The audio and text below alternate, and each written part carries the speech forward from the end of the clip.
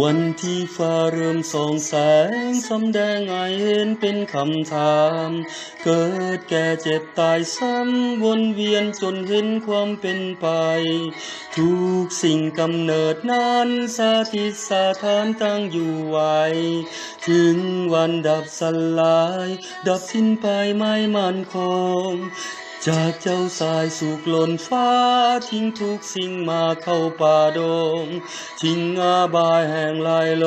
งบำเพ็ญทุกขรากิริยาเห็นกายสุดหิวโหยร่วงโรยสุดโทรมเวทนาแล้วจึงได้รู้ว่า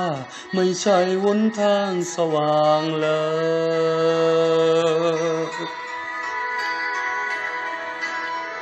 พระองค์ทรงค้นพบการเวียนจบของจักรวาลหนทางที่จะว่ายผ่านว่าตาสงสารงานโปรดปรนสายพินที่ดีดนั้นถ้าปล่อยให้มันเริ่มย่อนลงลา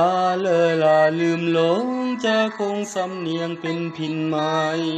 และสายพินที่ตั้งขึ้นถ้าบีดให้ตรึงจนมากไป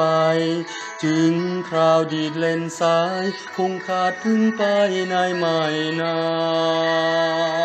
น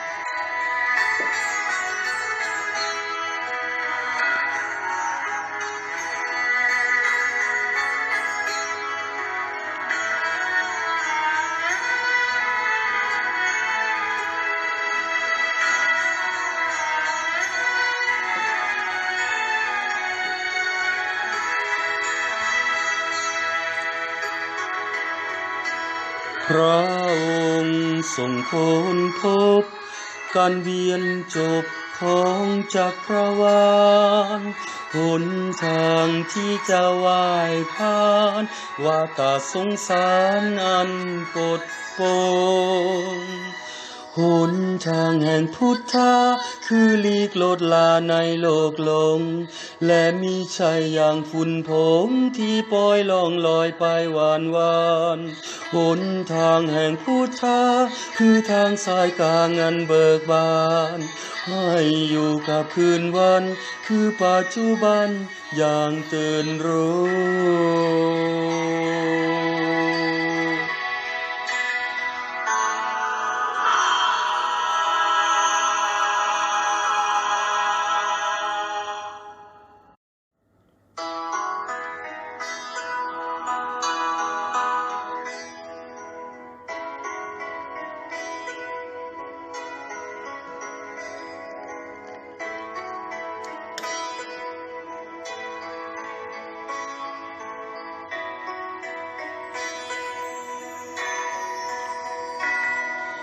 วันที่ฟ้าเริ่มส่องแส